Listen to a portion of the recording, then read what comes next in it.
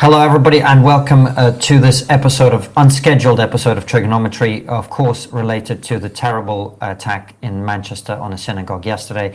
Joining us again, returning to the show, is former police detective Peter Bleksley. Peter, welcome back. Thank you for having me. It's a terrible thing for all of us that we only get to see each other when terrible things happen, but that is where we are. What do we know, first and foremost, about what happened yesterday?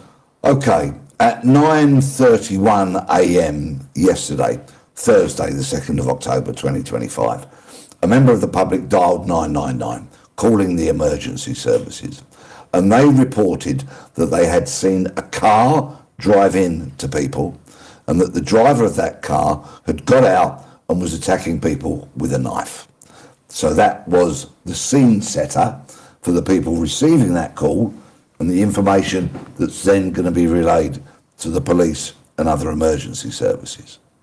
What we then know is that at 9:37 a.m, probably based on other information that had come forward, Greater Manchester Police declared this as a major incident, and that means that other resources basically can be deployed to it. And at 9:38 a.m, we know, and the footage has been widely available on social media and elsewhere, that armed police officers shot a 35-year-old man, Jihad al-Shami, who was apparently born in Syria and came to Britain as a child. He was shot dead by armed police. Jihad al-Shami had what looked like a potentially explosive device strapped around his waist. Again, the images are widely available on social media and broadly mainstream media. After he'd been shot, because he has a device that the police do not know whether that is a viable bomb or not, they have to work on the theory that it is. And so, of course, huge caution has to be exercised here. A bomb disposal robot was deployed, which then carried out a controlled explosion of what appeared to be the device on Jihad al-Shami's body. They later told us that in fact it was not a viable device. And I would imagine, in my opinion, something designed to spread fear and terror into the very hearts and soul of anybody that saw it, along, of course, with his murderous actions. And as we move on to that, tragically, 2 people were killed by him, were stabbed to death by him, although there has been recent reports that one of the victims, one of the dead people, did in fact have a gunshot wound. And Jihad al-Shami did not have a weapon, so that gunshot wound must have come from a weapon fired by a police officer. I'll perhaps touch on that in just a little while. 3 people remain in hospital, seriously injured, and that is, with a very broad brush, the dreadful, appalling terrorist events that happened at a synagogue in Crumpsall, Manchester, yesterday. Now, one of the things that I think it's really worth saying, well, 2 things really. One, of course, the thoughts of everybody will be with the victims, their families, the people who are in hospital. We hope for the swift and speedy recovery and full recovery. But the other thing, before we get into the other ramifications of this, is, you know, on this show, we are often critical of certain aspects of what people have described as 2-tier policing. There's criticism, rightfully, in my opinion, of the police. But in this instance, you have to say that this is an incredibly fast response. To get there in 7 minutes and deal with the terrorist threat in this way is a testament to their professionalism. Was there also a stroke of luck, do you think, in them getting there that quickly? Is this a standard speed of response to this kind of incident? Like your show, when justifiable, I am a very fervent and vocal critic of the police. Likewise, when they do brilliant things, and our police do brilliant things, they are rightfully deserving of praise. What we don't know about yesterday's timings, in other words, they were there and they'd shot him dead within 7 minutes. We don't know if those armed police officers were nearby by default, by design, or by luck. We just don't know. That will come out, I'm sure, in the ongoing inquiry. Perhaps they were deployed to be close to synagogues because, of course, it was the most holy day in the Hebrew calendar yesterday, Yom Kippur. It would make sense if the police, given the heightened tensions in the world and in Britain today, had deployed more armed police officers to be in those kind of locations. We don't know yet. Either way, what is clear to me from the footage that I've seen, everything I've heard, everything I've read, those police officers, having initially shot Jihad al-Shami, saw him fall to the floor, and then he starts to move again after having been originally shot. Those officers, without any concern for their own safety, by the looks of the footage, were less than 15 metres away from Jihad al-Shami as he laid on the ground. As he tries to lift himself back up, I don't know, but I would imagine that perhaps the officers thought, is he going to come at us again with a knife, and he's already wreaked so much havoc? Or is there a possibility that he's going to detonate that device? And had that device been viable, and had he detonated it, then in all probability, those police officers would not be here today. But they got close enough so they could engage him, and they then shot him again as he tried to get up from the ground. And I would imagine it would be perhaps the final and fatal shot, but all of this will come out at a later inquiry. Peter, so we know that the belt wasn't viable, the bomb wasn't viable. Is there another reason why these terrorists wear those belts? Is so that they almost ensure the fact that they're never going to be captured? Because the police really have to kill them. They have no other option, because you simply can't risk the detonation of a bomb in a crowded area like that next to a place of worship. Yeah, I think you raise a very good point here. Perhaps it is in their sick, twisted, evil minds, perhaps it is a way that they can try and claim some form of martyrdom by being shot dead by the police. They're not martyrs, they're cowards. He is a murderous, repugnant, repulsive piece of garbage. And the good thing about the police shooting him dead is that he will never be able to carry out such despicable acts ever again.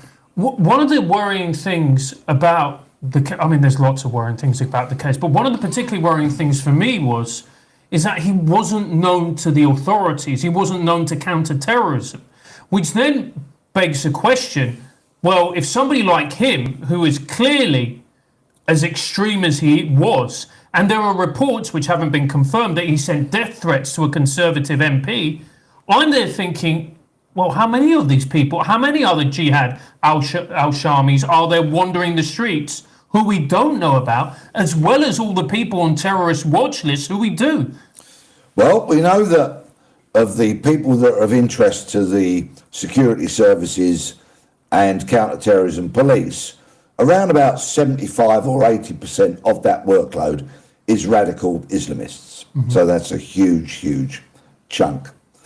The breaking story about did he send death threats to an MP or not, I think is yet to be confirmed either way. Let's just say he did. Then if he did do that and he has not been referred to counter-terrorism police or even local police at the very, very least, that will be a major failing. But we will have to wait and see what happens as a result of that. But while we're talking about MPs, and I'd just like to echo your words right at the top of this interview, and thank you. Of course, my thoughts are with the family and the loved ones of those who lost their lives and those who are still in hospital and all of that community. But let's think about MPs, because, of course, we've had 2 MPs murdered in recent times. Sir David Amess and Joe Cox. We've got a lot of bloodshed in this country, unfortunately. So there should be huge attention and suitable resources, when required, deployed to the MPs where we do feel there's a risk. And on that very note, what happened this week? We heard that the Home Office had cut the funding for Nigel Farage's security by 80%. And they'd offered up a kind of mix and match whereby 20% of funding, so 20% of security staff, would come from the Home Office side of things, and the remainder would have to be made up from private costs and a different security company, which would have been, of course, largely unworkable. So these things are all linked. MPs, danger to MPs, terrorism, bloodshed, but they're inextricably linked. Peter, can I take you back a little bit? We'll talk about the political ramifications of this, I'm sure. You mentioned that almost immediately the decision was made to designate this a major incident. Why? How would that decision have been made so quickly? Is it because there was reports of somebody stabbing numerous people, or would they have had some other information going, this guy is actually potentially a terrorist? How did they know so quickly that it was a major incident? There's a number of criteria that have to be met by somebody senior within the control headquarters of Greater Manchester Police. I'm sure that the 9:31 call wasn't the only call they got. We know there were other people there. Some people were filming it, and these things come to the attention of a considerable number of people very quickly. Whatever it was, the information that went into that control room, it filled all the criteria, ticked all the boxes, and so they were able, in a very short space of time, to say, yeah, this is a major incident. And I've also heard that 2 other people have been arrested. Do we know anything about those? Have they been released? Have they been charged? Do we know anything at all about them? 3 other people, apparently. 3? Yeah, it's 3. 2 men in their 20s, I believe, and a woman in her 60s have been arrested. We know nothing about them as we speak, but they were arrested nearby.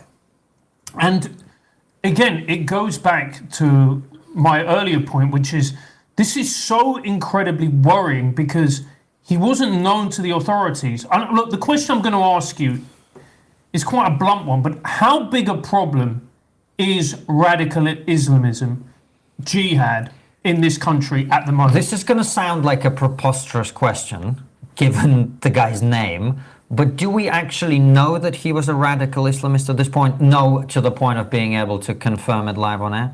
No, we don't. We don't. No. The media have not said that. Yeah. But I am quite happy to stake whatever shredded reputation I've got on the fact that he has been radicalised. He's an Islamist. Of course, let's look at the facts. You don't have to be Sherlock to work out what his motivations probably were. Right. Yeah. So how great a threat does this ideology pose to this country, to the stability of the country, and to the safety of people? 80% of the workload of counter-terrorism police and MI5, radical Islam. That's a huge chunk of their workload, and they're just the ones they know about. The security services and our counter-terrorism police, while we sleep soundly in our beds, together with some hugely courageous people, are out there thwarting plots, observing people, endeavouring to frustrate and otherwise stop murderous terrorist plots. And they do that 365 days of the year. And we owe them all a huge debt. Of course, with the scale of the problem as it is, there are going to be individuals that act alone or in a small cell that does not come to the attention prior to the police or the security services. That's inevitable. It's going to happen, and it's going to have tragic consequences. We only have to look back at people like Axel Rudabakana and his murderous rampage in Southport. He was on the radar. He'd been a part of the Prevent programme in the past because he'd been radicalised or was regarded as such a threat. So even people that had been on it at some stage have gone on to commit atrocities. And now we have this character with his murderous actions of yesterday. It's a problem. It's a considerable problem. We have getting on for 4 million Muslims in the UK, many of whom, of course, are law-abiding, peaceful, worship as they want to, contribute to the country, pay their taxes.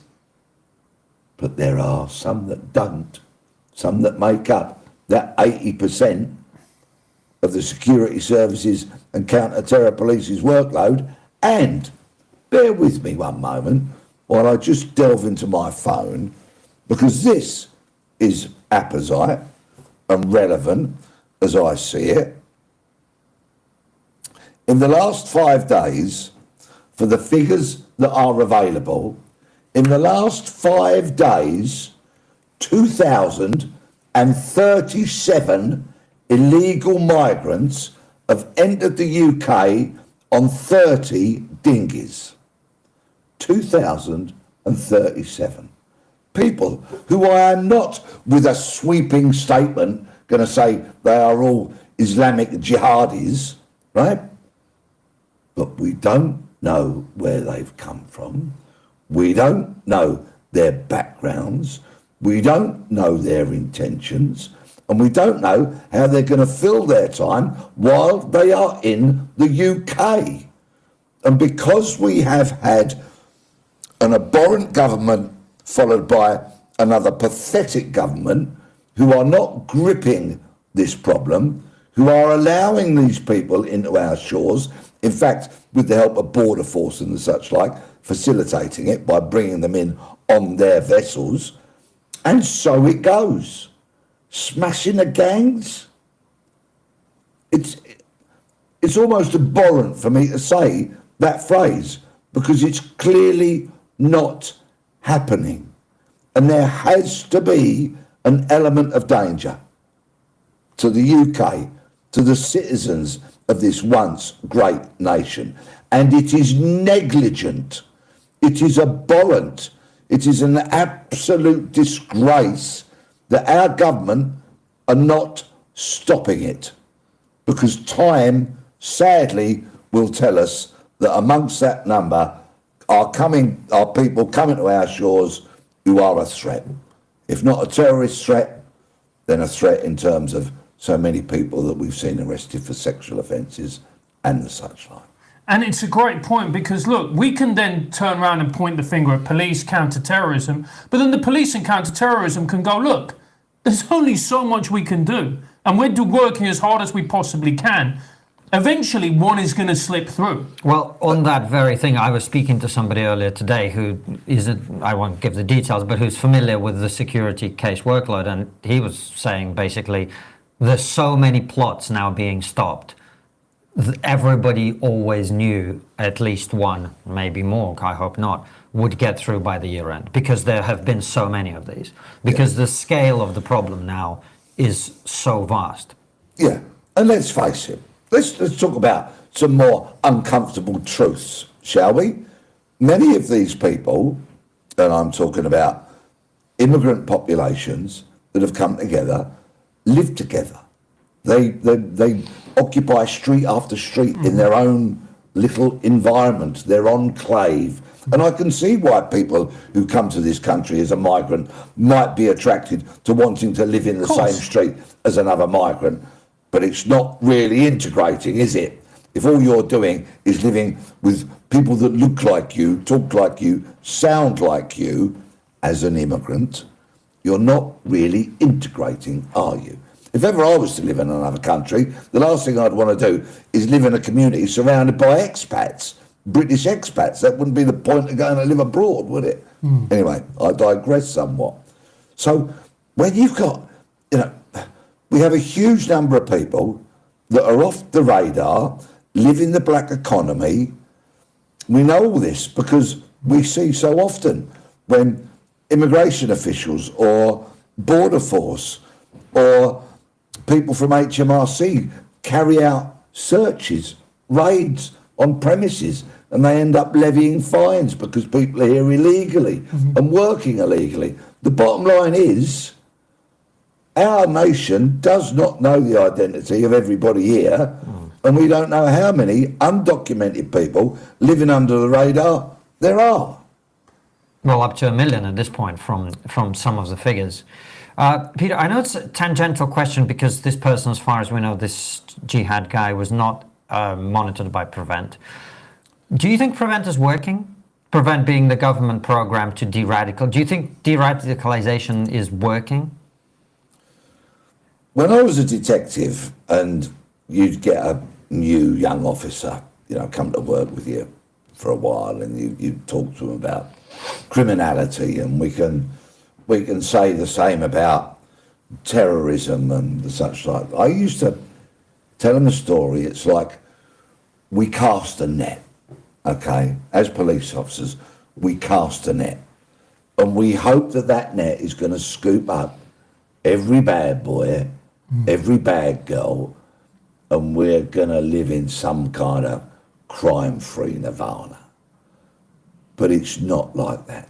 When you cast that net, exactly as if you're casting a huge, great fishing net into the ocean, you're not going to scoop everything up. Things are going to get through the mesh, up over the top, round the side, fall out, whatever. You just hope to scoop up as many as you can. And that's how it is. That's how it is now. I'm sure counter-terrorism police and security services know that it's imperfect. They can't stop every plot. Yesterday's tragic events showed us that. I'm never going to hang them out to dry because they do astonishing work.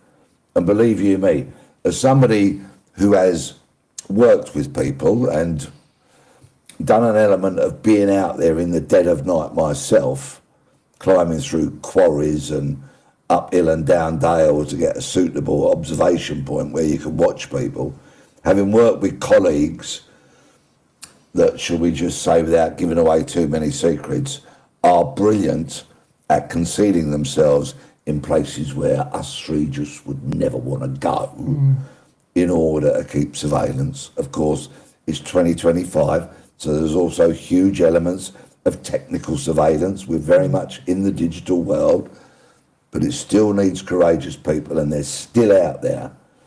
And they'll be out there on Christmas Day, when we're tucking into a bit of turkey or whatever takes your fancy, pulling crackers, drinking, surrounded by our loved ones. There will be people out there, like there are every other day of the year, trying to stop people, blowing us to smithereens or stabbing us to death. And the threat is out there. It's very, very real. This will happen again. And I feel it is, in the here and now, just another symptom of the decline of this once great nation.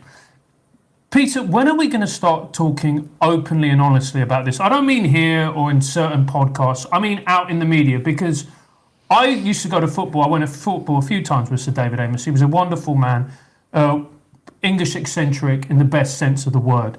And he was murdered in the most awful, brutal way. It still has a profound effect on me now. And I remember watching the news coverage afterwards, and they were talking about online hate.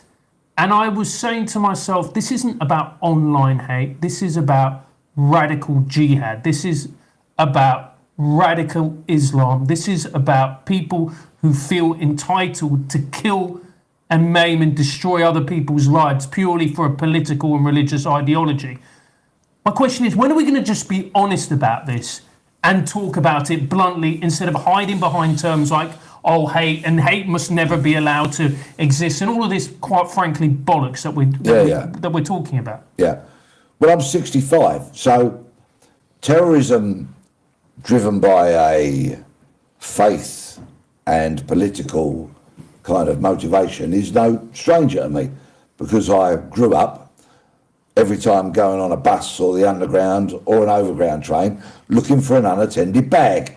because the IRA carried out attack after attack after attack after attack during my childhood and into adulthood. And of course, the Harrods bomb took some of my B Division colleagues with it, tragically, and injured many others. So I've had a terrorist threat virtually for as long as I can think of or remember. That threat, of course, was tackled by politics, because we eventually, thanks to the brilliance of, and he never gets very much press for this, the process being started by John Major, then Blair, of course, who took all the glory, but people like Mo Mowlam and many others who, I hope they'll forgive me because I've forgotten their names, many people played a huge part in bringing about the Good Friday Agreement. So when it's politics, essentially driven by faith, I think it can be tackled.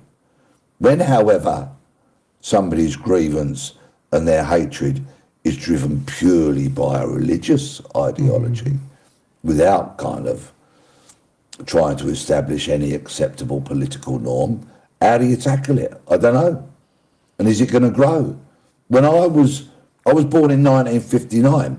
The first census of my lifetime was in 1961, when 21,000 people in the UK identified as being Muslim. There's now nearly 4 million.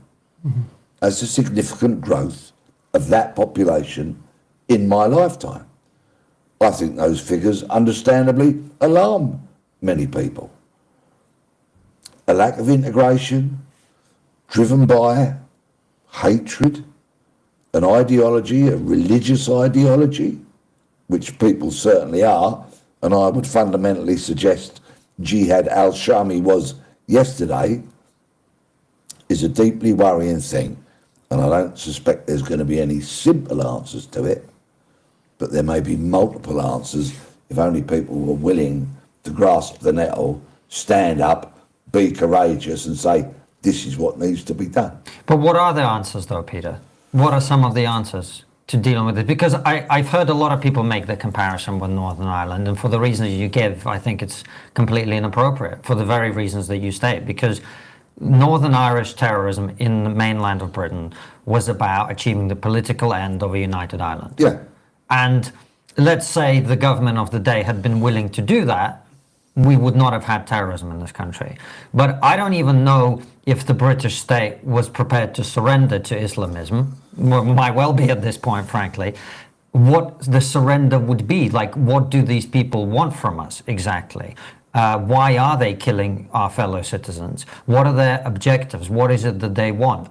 Exactly. I don't think anybody knows. So I do. You do? Okay, tell me. You don't have to delve too deeply into social media to find many videos of people saying, we're here to take over. Oh, you can see them. You can see them on social media. They're quite simple to find. They will pop up on my timeline from time to time. People saying, we are here to take over. Simple. It's a plan. Now, of course, I sincerely hope that's a plan that will never come to succeed and can be thwarted, and won't be the desire of the moderate Muslims, but is the desire of the lunatics, off the scale, radical Islamists. You know, it's Friday, so I'll probably go for a curry tonight. My local curry house is amazing, and it's run by Muslim fellas, right? The father, who's since retired, originally came over from Bangladesh 40 odd years ago, ran the business, grew it, wonderful restaurant, amazing, a real kind of centre point for the community. And he's handed it over to his boy now, okay, who's a lovely fella. And I say to him, a few weeks ago, getting me curry, I said to him, you know, what do I say to people who are concerned about the rise of Islam and are concerned about people who claim that they're here to take over and not to live side by side and contribute? And he says, well, he says it's them lot, isn't he? Because, of course, there's a huge, great division, isn't there, in Islam between Sunni and Shia. He said, it's them. He said, it's not us. He said, my dad came here 40 years ago, built this business, provided our family with a great living. He said, why would I want to change anything? He said, I love this country. I love running this business. I love customers like you, Peter, and everybody else. I don't want anything to change. But, of course, his moderate, as I would call it, version of his faith that he follows is very, very different, I would suggest, to somebody who went to a synagogue in Manchester yesterday. So coming back to ways of dealing with this problem, what are your thoughts? What can be done? I'm not the most learned man on the planet, as I've made blatantly obvious. I'm an ex-cop and a keen observer of life. I think the problems are probably multiple. How do we stop people being radicalised in this day and age of the internet? Very, very difficult, I would suggest. I think there's a huge responsibility on people that come to this country or live in this country to have concern, compassion for their fellow citizen. If I knew that either of you were a danger, I would be on the phone within the blink of an eye, because I love my fellow citizens and I love this nation. If anybody has a suspicion or they know that somebody is a danger and they do not notify the authorities of that, then they are an enemy of this state. But the problem is, Peter, there is a lot of people like that. We've seen it not just with this particular crime, but crimes going back 20, 30 years. You look at the members of the grooming gangs, family members were covering it up. And you just go... Wives covering up for their rapist husband. Daughters, sons, all the rest of it. And you think to yourself, these are people who have no alliance, they have no connection to this country. Their only connection is to their clan, to put it quite frankly, or to their religion. And you go, this is not sustainable. And I genuinely think that unless we are prepared, and by us, I mean the political class, to have a very uncomfortable conversation about this, that's got to be the first step. But we can't even have an uncomfortable conversation without saying, oh, we need to stop online hate. I'm up for the uncomfortable conversation. I know. I'm up for seeing people deported out of this country, and I don't care how big the numbers are. If they've come here illegally, they break our laws, they don't contribute, then ta-da. I mean, give me the shackles, I'll gladly wrap them around the ankles and the wrists and frog march them onto an aeroplane. But the problem comes when you have people like Jihad himself. He came to this country, he's a British citizen. Now, he came here as a young boy, so you can make the argument, okay, well, he could be stripped of his British citizenship, but we know that's not going to happen. What, you're going to send him back to Syria? There is no way in a million years that was going to be allowed to happen, even if he provided if they knew he provided the level of threat that he did. And he hadn't been sent to his maker by Greater Manchester Police. Yeah. Yeah. It's complex. It's very complex. And I completely agree with you when you say it's going to require brave conversations. I look at some parts of London these days. All right, and of course I'm old enough to remember Brixton and Notting Hill when they became centres for Afro-Caribbean communities that drew one another together and lived together. And of course I policed Peckham, where there was a sizable Afro-Caribbean population. But some of the swathes of East London and other major cities, let's talk about your Rochdales, Oldhams and so on and so forth, where there's communities that don't look very integrated to me in any way, shape or form. Is it an intractable problem? Do we all just have to say, well, that's how it is, governments aren't going to do anything about it, it's too difficult, so we'll all just go on that slippery slope to however it might end up? I'll tell you how I think it would end up if things are not done. I don't think we'll have a civil war in this country, because I don't believe there's that greater division, to be perfectly frank. But I could see a holy war happening at some point down the line. What do you mean by that? I could see people rising up to fight against, if there became a significant amount of people that followed one particular faith that was hugely damaging and wanted to take over, like some of those clowns on social media claim they do, then I could see a huge number of people rising up to take that on, head on. This is the worrying thing. The fact that you actually said that, and a few years ago, I'd be like, "Oh, come on, Peter, chill out, mate. Let's keep within the realms of reality here." But you're saying that, and I'm going, well, that's not outside the realms of possibility, because that's where it feels that we are. And I don't want to see it. Of course I don't want to see it. But there is so much discontent out there in the country.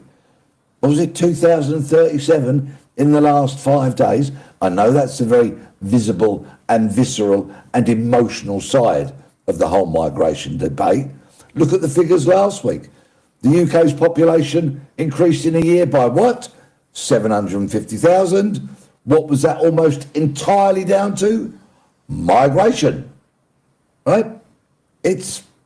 But see, we talk about having uncomfortable conversations, but even in this conversation, we're conflating things that I think are...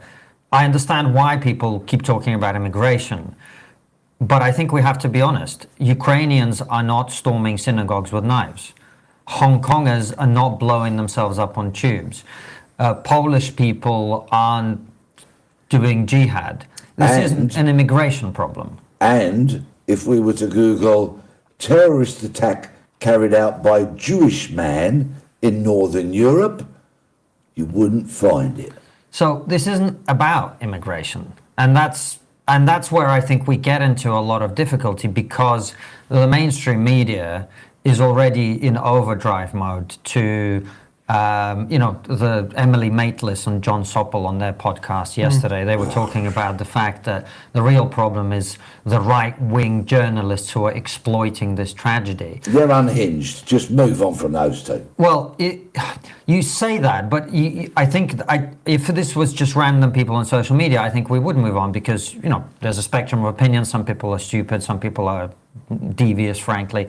But Emily Maitlis and John Soppel are two former respected, I'm using inverted commas for people who are listening, authoritative, using inverted commas, balanced, inverted commas, unbiased, inverted commas, stalwarts of the BBC, the national broadcaster, until like 2 years ago, right? So we are talking about the very core of the center of the mainstream media in this country. And what they're already attempting to do is to distract people's attention away from the fact that this type of terrorism and this type of incident is coming from a very particular subset of the migrant population. Radical Islam. Radical Islam. And the reason they're doing this is very clear, because one of the things that you see Shabana Mahmood, the Home Secretary, talk about this, this guy was... how did she phrase it? I don't want to get it wrong, but he is the only one responsible, something like this, right? So attempting to make this a kind of lone wolf type of situation. Yeah. When we don't know exactly what's happened here, but if you call your son jihad, it sort of feels like that might cause some problems down the line. No, moral struggle to live a virtuous life. Well, nothing to do with holy war. No, not at all. And so I guess what I'm saying is, one of the reasons that they're attempting to say that this is not, that Islamism has nothing to do with Islam. I mean, how you can say anything of that kind with a straight face is hard to understand. Is that the inevitable logical conclusion of believing that Islamism has something to do with Islam is what you said, which is if you have 4 million people who are the overwhelming majority of whom are peaceful and law-abiding and wonderful people and so on, But if a small percentage of the Muslim community are prone to this kind of extremism, then the greater your Muslim population, the greater the absolute number of people in your country who are prone to this kind of extremism. And the logical conclusion of that is you have to stop pretending that all immigrants are the same. You have to stop pretending that all cultures are the same. You have to stop pretending that all religions are the same, as you pointed out about Jewish terrorism in Europe. It's not happening, right? And then, unfortunately, you have to start dealing with the reality that not everyone is the same. And that is the greatest threat to everything that we are forced to believe, because then you have to start treating different people differently. You have to start saying, well, according to the numbers, people who have come from this particular part of Syria are way more likely than other people to commit terrorism or rape or whatever. And therefore, if we are going to allow people from that part of the country, of the world to come, if we are going to do that at all, we have to have extra vetting. We have to be extra thorough. We definitely have to close the bloody border, because when your border is open, you don't know who's coming in, right? But all of that makes our elite so uncomfortable that what they would rather do is what Francis is talking about. When David Ames gets murdered by an Islamist, let's talk about online hate. When this happens, let's talk about not looking back in anger, as they did after the Manchester Arena bombing. And that's why you guys are talking about having an honest conversation. The honest conversation is not all cultures are the same and not all religions are the same. And until we recognize that, we're not going to do anything about this problem. I guarantee you that. I agree entirely. Yeah, of course, not all cultures are the same and not all religions are the same. I'm fortunate not to be burdened by religion. I had it rammed down my throat as a kid, but I'm not a person of faith as an adult. And I like being deliciously unburdened. I've got time, of course, for faith, and so many of my friends have faith is really important to them. So I respect it, and I've got a bit of an obsession with religious architecture. Go to the Milan Cathedral if you know, and I can mention other places that I've been in. But getting back on message, well, Sopel and Maitlis are an irrelevancy as far as I'm concerned, because I would never listen to them. I had the misfortune to read something of theirs once upon a time, and they're, quite frankly, in my opinion, unhinged and such lunatic leftists that they're not worth. But they're the mainstream. This is, I'm not trying to put a target on their back or get people to dislike them more than they do. I think they do a brilliant job of that themselves. My point about them is not individual to them. My point about them is they are the mainstream. They are the people who are just like you had religion rammed down your throat. These are the people who've been rammed down our throats for the last 20 years by the neutral, unbiased BBC. That's who is setting the narrative on this stuff. But now they're not at the BBC. We all have the power to go off. That's true. Or change the channel. We don't have to listen to those people. I occasionally listen to another unhinged lunatic left broadcaster just because I want to know what the enemy are thinking, right? But I normally suffer it only for about 10 minutes, and then I have to get a grip of myself once again and move back to sanity. Because the big issue that's coming out of those appalling events of yesterday now is not only the protests that took part last night in Whitehall, but the protests that are planned for tomorrow, Saturday. It's Defend Our Juries, isn't it, in Trafalgar Square on Saturday. And I don't know what ragtag and bobtail lot it was last night in Whitehall, but I saw many of them. I was travelling through Westminster Tube Station, and they come with these packages over their shoulders. The poles of the banners are poking out in front of them, and the sort of part of the placard is over their shoulder. And I was tempted to go and buy some of them some soap, but anyway, moving on. Should those... But the language that came out from Shabana Mahmood and Robert Jenrick today was pathetic. They were like, I think Jenrick said, do the decent thing and don't protest tomorrow. And Mahmood said something else along very similar lines. Well, if you're displaying such weakness and not being fervent and not saying, actually, you're not having your protest tomorrow, because it's inappropriate, because we may have received some information that there might be disorder, some intelligence, for example, and you've only got to look at last night to know that there's disorder. Talking of last night, right, the amount of people that met in Whitehall for that protest, which turned ugly early, was tiny compared to the Unite the Kingdom march. Okay? At Unite the Kingdom, correct me if I'm wrong, there were 26 arrests. Did you see how Shabana Mahmood got up at the Labour Party conference and banged on about it? Okay? We did. Not only that, by the way, Peter, I'm sure you know this, most of the arrests were actually among the counter-protesters too. That's Indeed. But let's just give her that one, right? Okay, let her have that, right?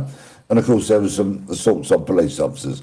And let me just make it clear, if you assault a police officer, you're an idiot, right? If you misbehave yourself at a protest or a demonstration, you're an idiot. And I don't want anything to do with you. Anyway, so last night, there were 40 arrests. Regrettably, 6 police officers injured. So on a pro rata basis, last night was way, almost infinitesimally worse behaved, more dangerous than the United Kingdom march ever was. So they can ban a march if they've got credible intelligence there will be disorder.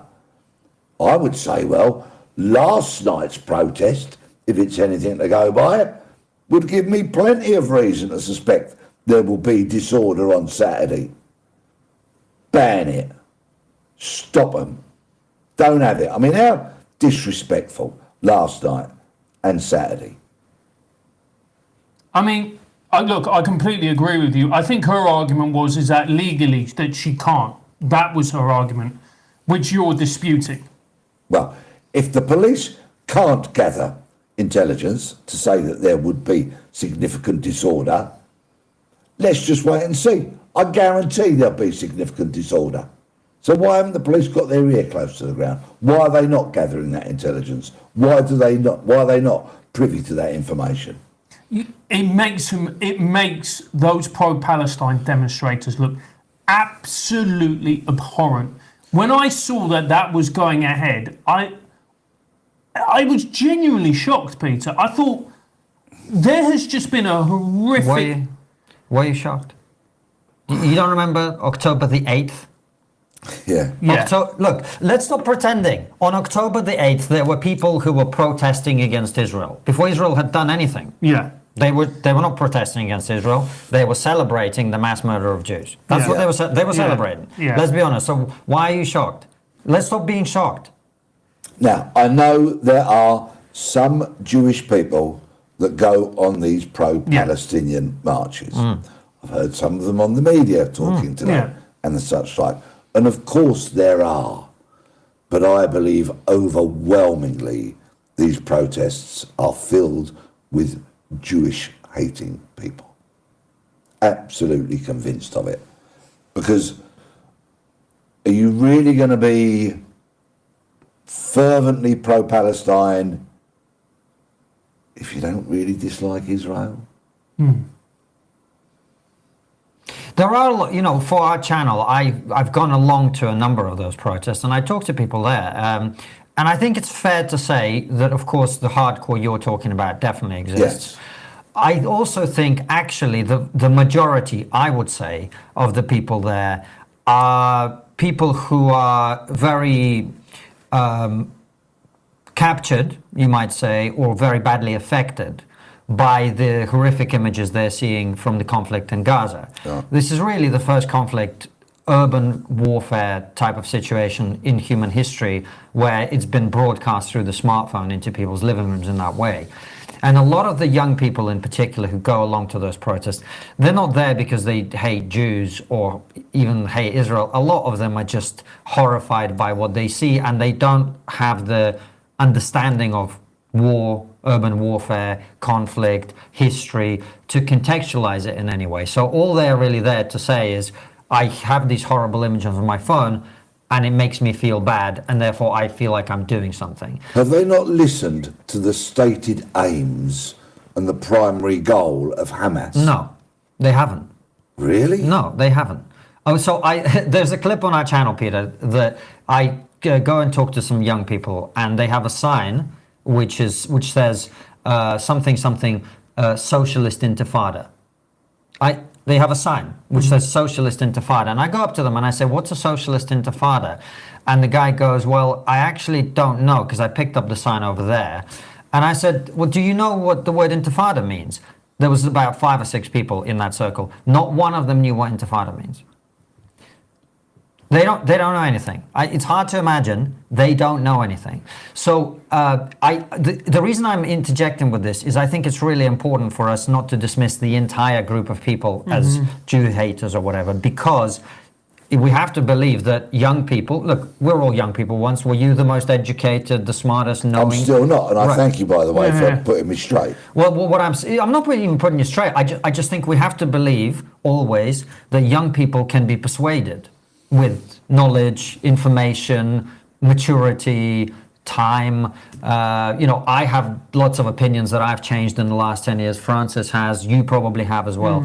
So I don't want to dismiss all of them as that, because we're going to have to win a lot of them over to the side of sanity. And we're going to have to persuade them to look at Hamas's stated goal, to understand the history of conflict, to understand what war is like generally, and why you ought not to start wars that you then end up losing, why you shouldn't use human shields, why you shouldn't take hostages, all of this stuff. When you educate yourself about things, it gives you a different perspective. And we are going to need those young people to open their minds. If we just dismiss them as haters now, I think it's a bad path to go down. Well, I thank you. And it's also as well, look, we know that when you're young, your friends are the most important thing to you at that time.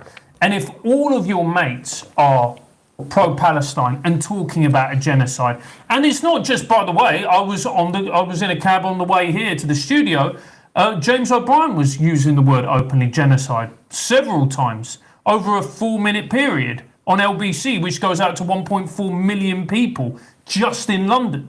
And that's just one person. Think how often it's been repeated, not just in the mainstream, but on social media. So these people think that there is this genocide happening. So to them, it's the morally right thing to do. And I just think that we all need better messaging, and we all need to be able to connect and go across the threshold and actually be able to persuade these people this path that you're going down is not a good one. It's not a good one, and it's going to lead to something very, very ugly, which is what we saw yesterday. Indeed. Well, Peter, we have lots of questions, I think, suspect for all of us coming in. If people are watching, if you'd like to submit a question, of course, our Substack supporters, you have first dibs. We've got a bunch of your questions that we'll read out in a moment. In the meantime, if you want to send in a super chat, we'll try and get a few of those in as well. We're going to go to an ad break if we're ready. And then when we come back, we will look at all your questions, put them to Peter, we'll discuss them among each other and continue the conversation.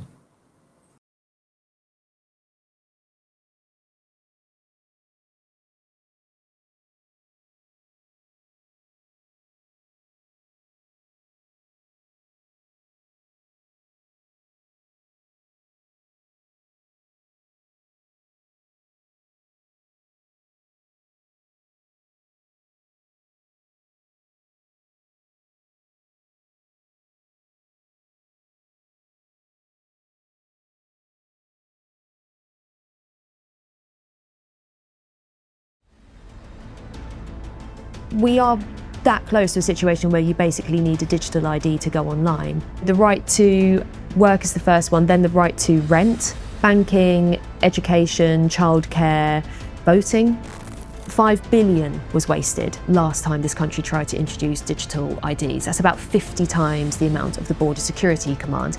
Very, very clearly, this isn't about immigration. The Starmer government has just introduced mass bank spying powers on the premise of rooting out welfare fraud. The Home Office right now is supporting essentially an expansion of live facial recognition across multiple police forces. The time to really put up a fight is now.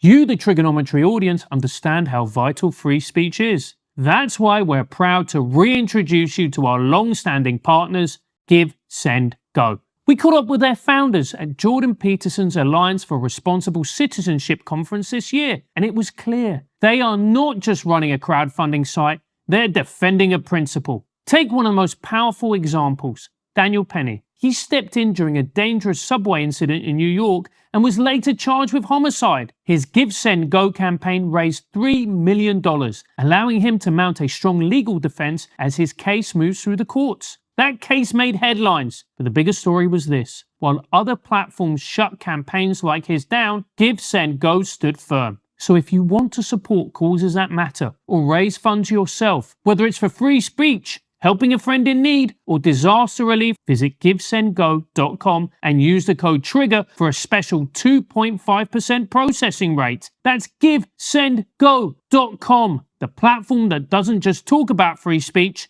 it protects it.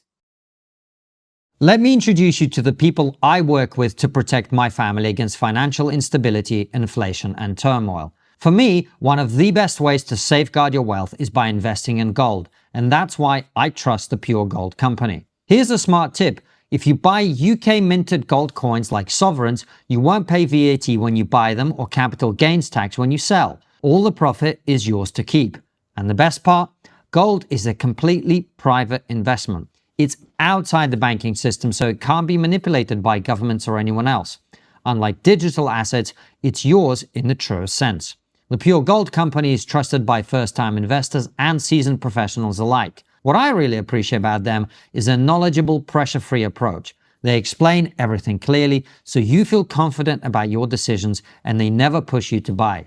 Physical gold has stood the test of time as a store of value, and it offers peace of mind that other assets can't match. It's reassuring to know that even if the banking system falters, your gold and its value remains safe. Whether you're looking to diversify your investments, protect your savings, or just gain the security of owning a real physical asset, we highly recommend the Pure Gold company. Click the link in the description or go to pure-gold.co/trigger to get your free copy of the investor guide. That's pure-gold.co/trigger. Take control of your financial future today.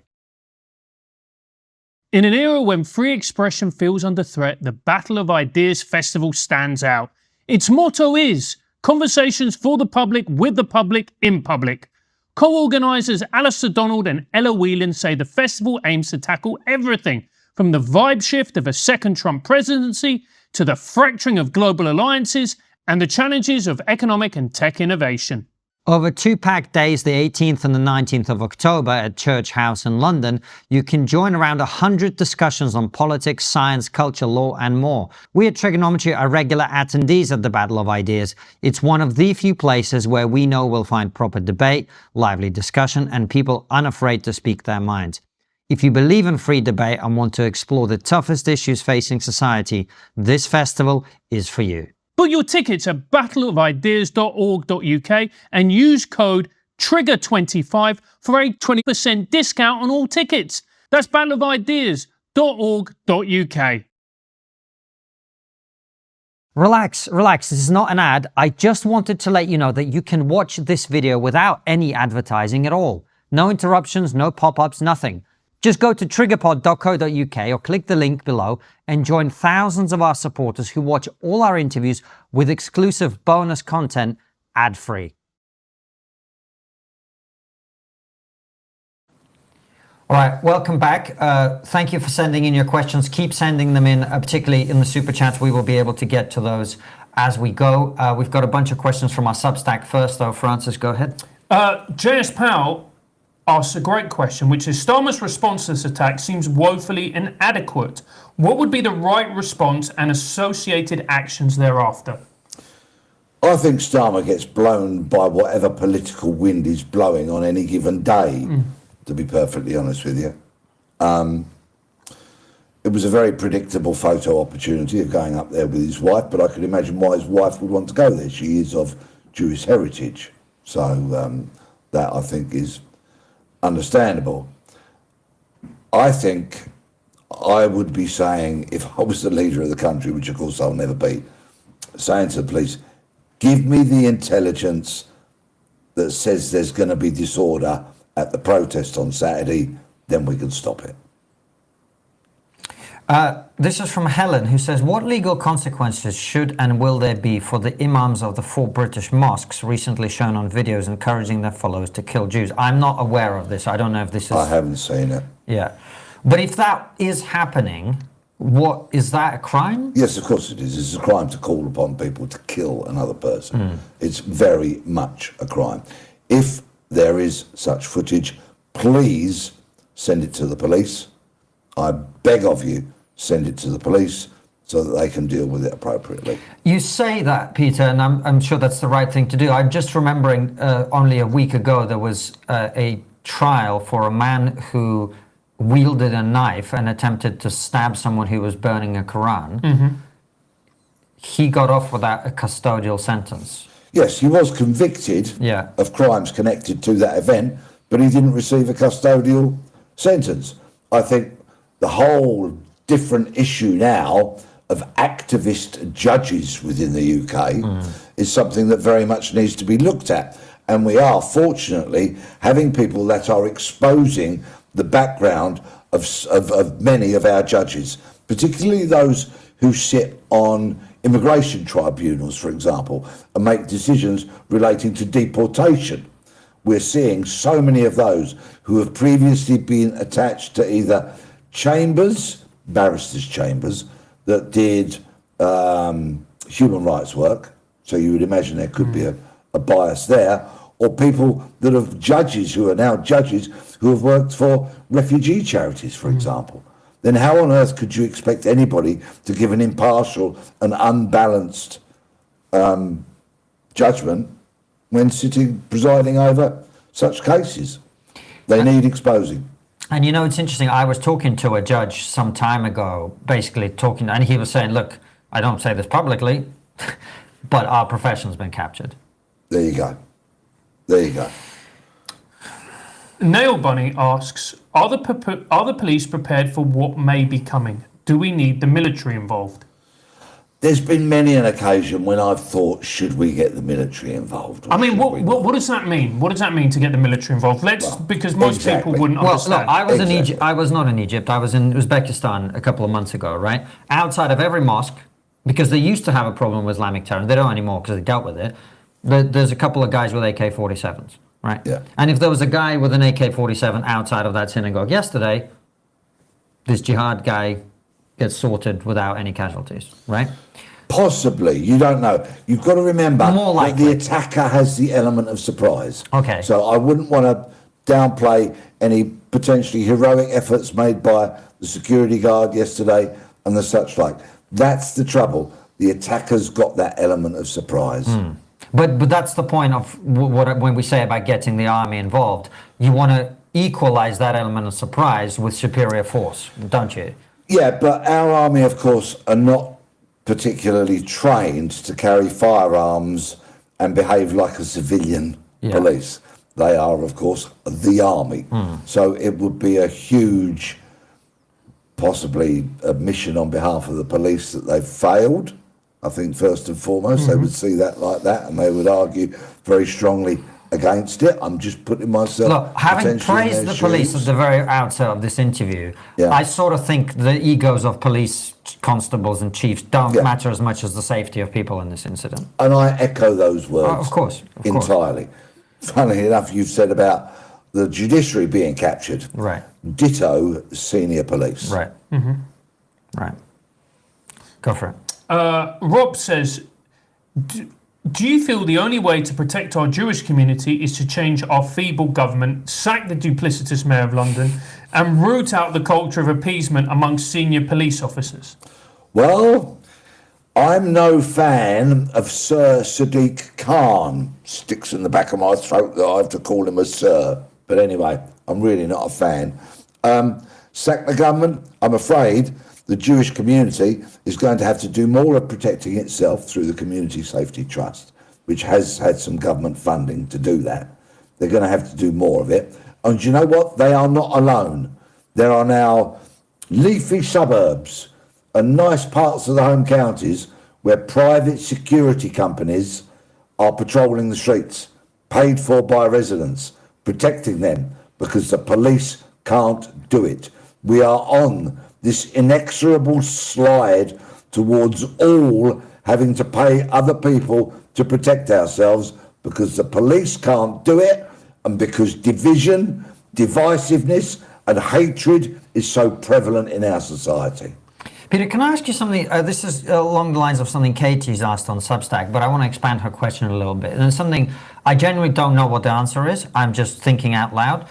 We have seen case after case after case where there have been various failings, whether that's at the level of immigration. I remember, I think the guy's name was Abdul Yazidi, who threw acid on a woman. And he, I think, if I remember correctly, in his instance, he was given asylum based on fake claims that he was a persecuted Christian when it was blatantly not true. Yeah. I don't understand the legal system well. I'm sure you understand it better. Is there ever any room for repercussions for people who make these terrible decisions, for them to be held to account? No. Should None there whatsoever. be? None whatsoever. They are utterly intouchable in that regard. Should there be? It is, of course, not the criminal law we're talking about here. It's the whole immigration process, which, interestingly enough, of course, Shabana Mahmood, the Home Secretary, only this week said the Home Office is not fit for purpose in many regards. This all needs gripping. The whole Home Office, the Immigration Department, the borders, it all needs gripping because it is simply becoming the number one issue on the doorstep, as political campaigners tell me. They say when they're leafleting, when they're knocking on doors, people are saying immigration. And then secondly, when they say, and who are you voting for? People increasingly and increasingly and increasingingly are saying reform. I guess what I'm asking is, again, I'm just thinking out loud, this may be totally wrong and un-British or illiberal, or I don't know what the words are. But if you're an activist judge, or if you're a Home Office employee who's rubber stamping these people and letting people through without proper checks, you're letting people off having committed crimes that then go on to reoffend. If there are no sanctions for that and you are an activist, well, you'd carry on, wouldn't you? Right? Wouldn't you? So presumably, I think that ought to be looked at. Are there some repercussions to be had for people who are negligent in their duties? I mean, if you were guarding a military base, right, and you just waved people in who don't have the right pass, presumably you'd be punished for that in some way, would you not? Look at Palestine Action, who got into a military base very, very recently. Should have been shot. And who that protest tomorrow, I believe, is in support of. Right. So we're going to have more idiots with their I support Palestine Action banners getting arrested, the clowns, thereby draining police resources away from dealing with crime anyway, preventing crime and protecting the Jewish places of worship. And of course, you know what's going to be protected this weekend? Mosques are going to be protected. The police will have additional patrols around mosques because they'll be thinking once the full background of jihad, I'll say that again, Jihad al-Shami is revealed and his devout Muslim beliefs become public knowledge. I'm guessing that's what will happen, all right? We don't know yet. Then, of course, they'll be thinking, oh, will there be retaliatory attacks on mosques? Not by Jewish people, there won't. Well, I really very much hope that churches are also protected this weekend, because I don't think Jews are the only group of people who are targeted by Islamic terrorism. I mean, we know from their very statements they consider Christians and Jews infidels in the same way and would happily kill them both. So I hope our Christian friends are also kept safe this weekend. As was dreadfully exhibited at an Ariana Grande concert, on London Underground trains and elsewhere. They don't care. If you're the infidel, you're the infidel, and you need to be blown to smithereens according to their perverse, vile thinking. And on that subject, Mickey says, does Peter believe there are very likely to be further attacks of this type in the near future? And will it lead to this pitiful government taking serious action to stop illegal immigration?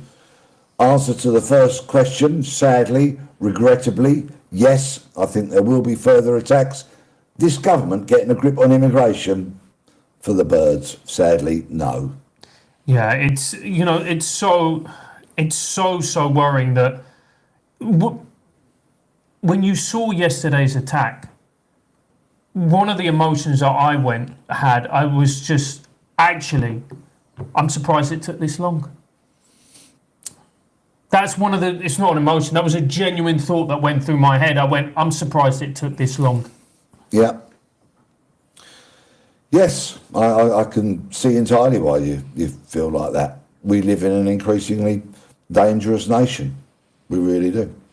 This is a question from Sammy T40 who says, every Jew in the entire world knew something terrible would happen on Yom Kippur. It's sad, but it's true. We were all on eggshells waiting for something to happen because our leaders throughout the world do nothing, all talk, and just say stupid things and forget about it.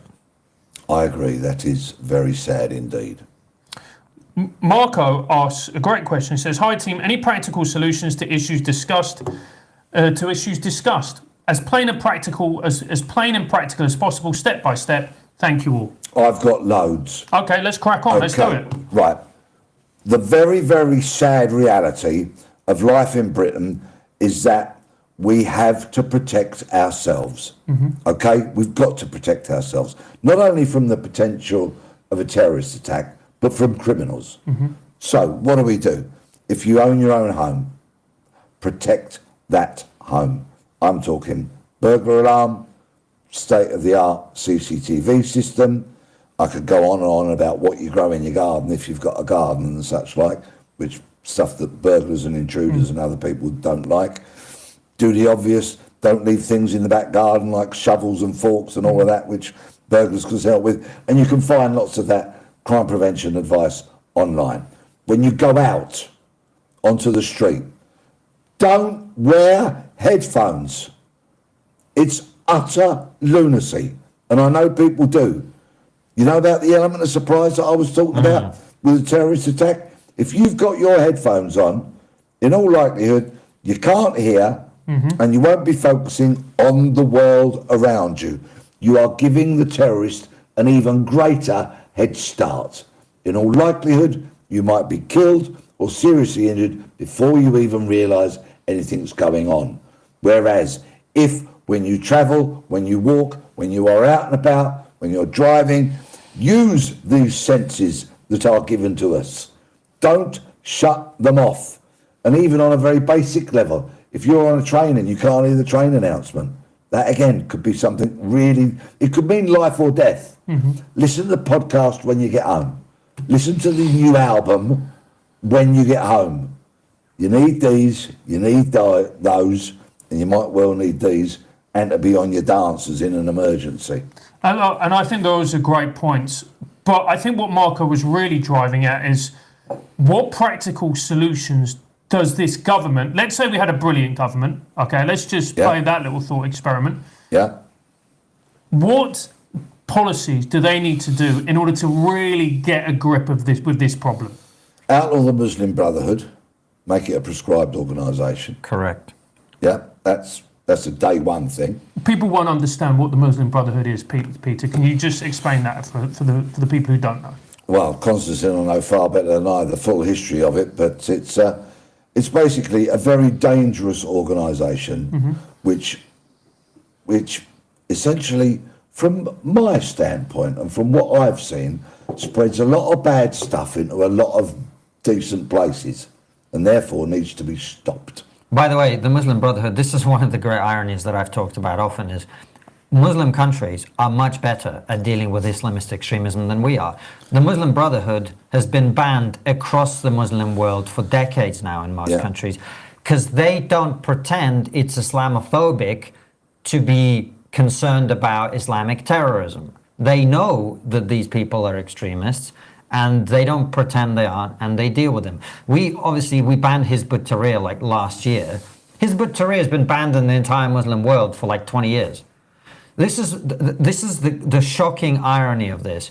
We are more permissive towards Islamist terrorism than Muslims are. Yeah. It's unbelievable. I hear stories, and I'm afraid I can't disclose my source, but people from the Middle East that speaks to somebody I know very well, and they say, why do you let all this dross in here? Right. We wouldn't have it in our country. We don't have it in our country. We don't allow them anywhere near us, and yet you have them flooding in. Well, there we go. Peter, thanks for coming on. Obviously, it was a tragic day yesterday. We all hope this is the last one of these we have to deal with. Sadly, I think a lot of people are concerned it's not. It won't be.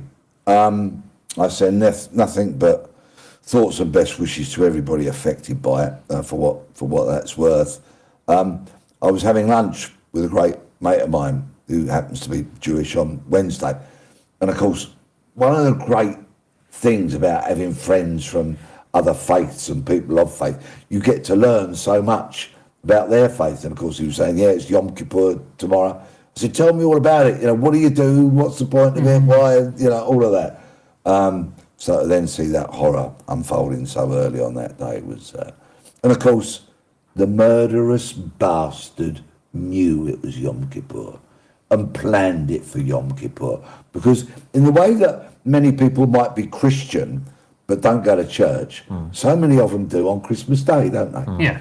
And it's kind of, I know if it sounds clunky, it's not meant to be an insult anyway, but it's kind of that sort of equivalent.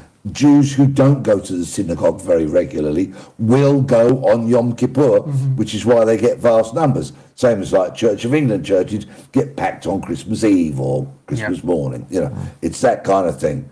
So Jihad al-Shami knew exactly what he was doing. He plotted it, he planned it, he chose the date. I bet he'd sussed out that location. And, yeah, sadly, we'll have to wait till the next time. Peter Bleksley, thanks for being here. Thank you for very watching, much. and we'll see you soon.